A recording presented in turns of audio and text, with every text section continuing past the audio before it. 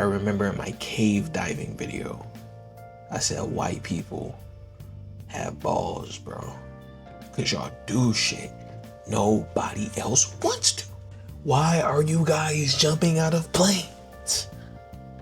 Why are you guys hiking a mountain that has dead bodies as checkpoints? That sounds like some Adventure Time cartoon shit. That don't even sound real saying it out loud. If I was to walk up to somebody, be like, yo, these people go on mountains and use dead bodies as checkpoints. Nigga, where you hear that from? Mortal Kombat? Anyways, we got a video by a talking hat. Like his shit, like my shit. Come on.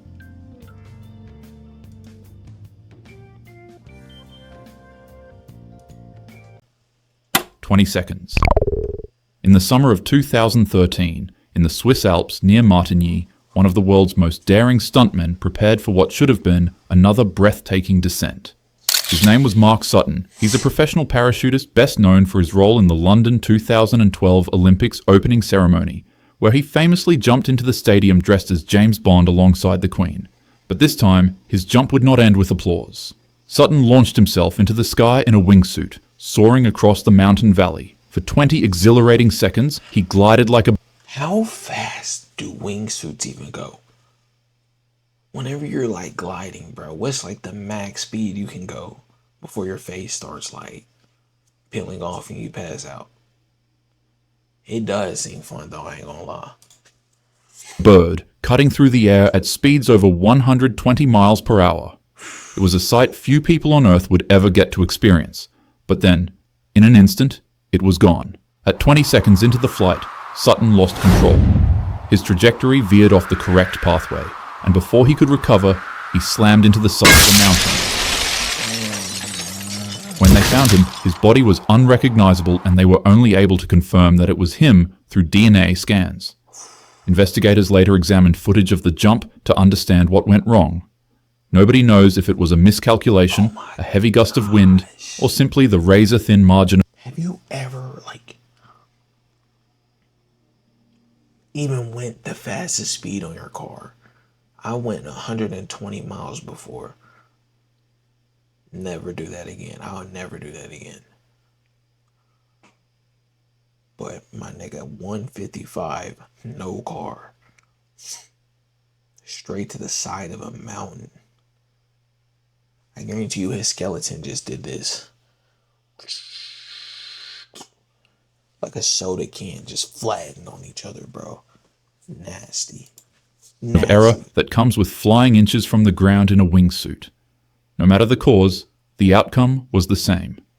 One of the sport's most skilled pioneers had paid the ultimate price, and there was no bringing him back. Friends described him as fearless, committed, and unforgettable, a man who had lived his life in moments that most people could only dream of. But in extreme sports, even 20 seconds can be enough to determine your fate. Hey, painless though. Painless way to go out. Imagine clinging to the side of a speeding train. You climb to the roof with its steel rattling beneath your feet, wind screaming in your ears, and with your body being pumped full of adrenaline. That's train surfing, one of the most dangerous extreme sports out there. Although this took place in India. He doesn't even have to say where it was. $1,000 it took place in India or New York City. Watch. in reality, it's more reckless thrill-seeking than an actual officialized sport. It started decades ago in places like South Africa, Russia, and Germany, spreading worldwide as a dangerous daredevil subculture. One of the most prominent areas train surfing has become a part of is New York. On a Saturday afternoon in the Greenwich Village, Cash App or Venmo, bro. Cash App or Venmo, bro. Cash App or Venmo, bro. Cash App or Venmo, bro. Down in the tunnels of the West 4th Street subway station, trains thundered through the darkness, with their steel frames rattling the walls as they sped past. For most, it was just another commute, but for one man, it was his opportunity to go train surfing. Police say he had been riding on the outside of a southbound F train as it tore through the tunnels. For a few moments, he clung to the side of the moving car, then he climbed to the top, where he felt the rush of air and the roar of the tracks giving him a thrill like none other. I'm pretty sure most of you have played Subway Surfers at least once in your life. Whenever you hop on top of a train and make the mistake of hitting a tunnel, you'll fly off in a cartoonish manner where you're then arrested by that big back that's chasing you. You get a good laugh at it, then you play the game again. Yeah, it's nowhere near as hilarious in real life. It's horrible. As you could assume from this extremely dangerous and stupid sport, while the man finished climbing to the top of the train to get a gust of fresh air, he'd get more than he bargained for. A tunnel showed up, and before the man could even process what he saw, he lost his head. Because of the extreme amount of air pressure being thrown at his body at the moment, he fell and was caught underneath the train. At 3:11 p.m., a 911 call came in. Someone said they had seen a man slip beneath the subway earlier, and sure enough, when officers arrived, they found him under the train with his body decapitated.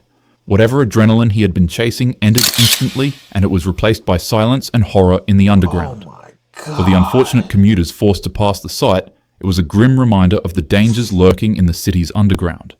But for police, it was just another entry in a long list of subway surfing tragedies. Quick little moments of thrill that collapse into traumatic memories that both strangers and loved ones alike will never forget. The adrenaline is never worth the risk.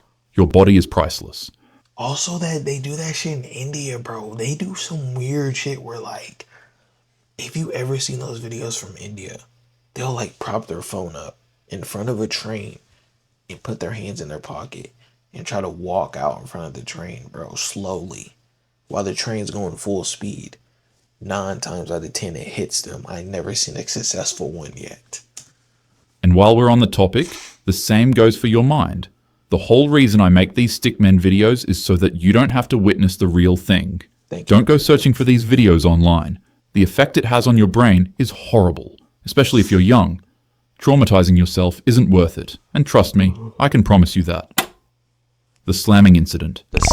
High in the Swiss Alps, the snow glistened under a cold April sky. For a young 21-year-old world champion snowboarder, this was more than a mountain. It was her playground, her stage, and most of all, her destiny.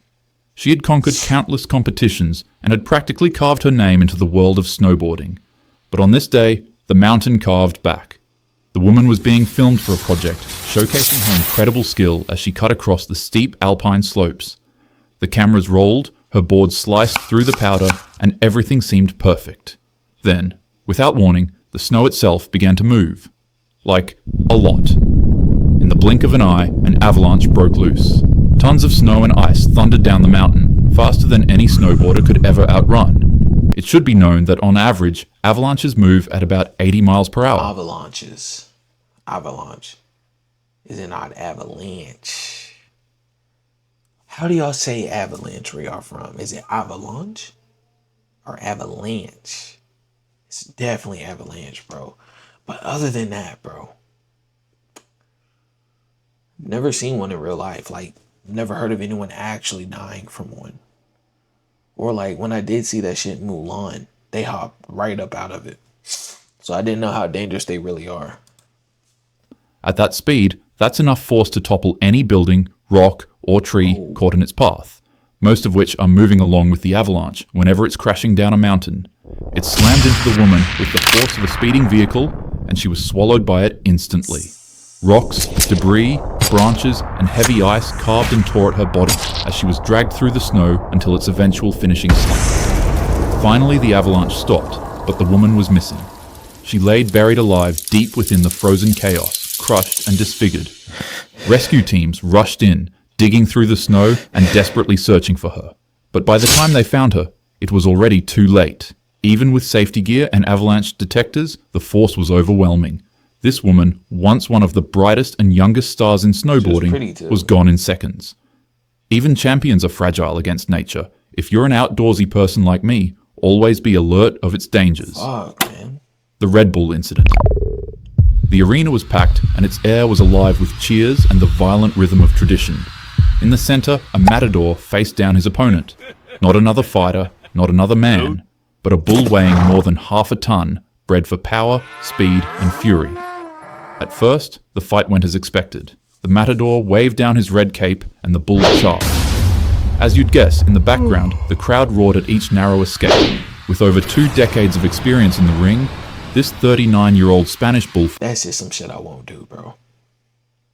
Imagine you're fighting a bull and that motherfucker stops and changes directions last minute.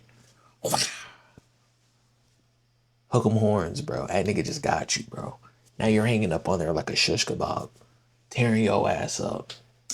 Fighter was known as one of the best to do it in his time. He'd toss his cape to one side, effortlessly thwarting the bull's charge. Then he'd do it again to make the crowd go wild. But then, in a heartbeat, the balance shifted. He'd put up his cape again for the bull to charge past him, but unexpectedly, it caught him. The bull slammed into the matador's face with a force that was so brutal that the horn struck him in his skull, fracturing upward through his jaw and out his eye. He was hit directly in the head by a 1,000-pound bull's horn, effectively splitting his face in two. The crowd fell silent as blood poured onto the sand. The matador dangled helplessly, impaled by the animal until it heavily thrashed him off of its horn. The worst part is that the man was fully conscious. He rose back from the ground like a zombie and began screaming that he couldn't see, sending the crowd into a horrific panic. Other bullfighters jumped into the ring to distract the bull and to retrieve the man's body. Who's jumping in? Who's jumping in? Nigga,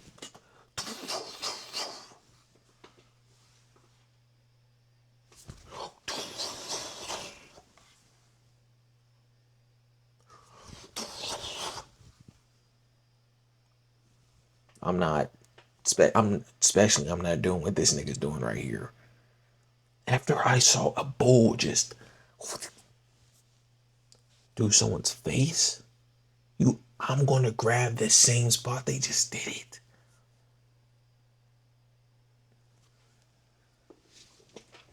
Stop fucking with animals, bro. Once again, his face was split in two, his teeth were shattered, his jaw and cheekbone were fractured, and the horn head punctured out his eye and pierced him right through his skull. But, to everyone's complete and total shock, the man actually somehow survived. The horn pierced his skull and was dangerously close to his brain, but it missed. Against all odds, he returned back to the ring less than a year later, and he'd continue his passion. Juan Jose Padilla is now known as the Pirate of Bullfighting. In 2018, he'd experienced another horrible incident where he was scalped by a bull. Honestly, this man might just be invincible because he'd somehow survive once more, and he'd return back to the ring again to continue the sport. Extreme sports. God gave you 2 lessons about messing with animals. You got scalped, and you got a giant horn through your fucking face. Almost guarantee you, next time, it's wraps, bro. 3 strikes, you're out, bro. God does not play around. Leave the game before it leaves you. Anyways, that's me. I'm out.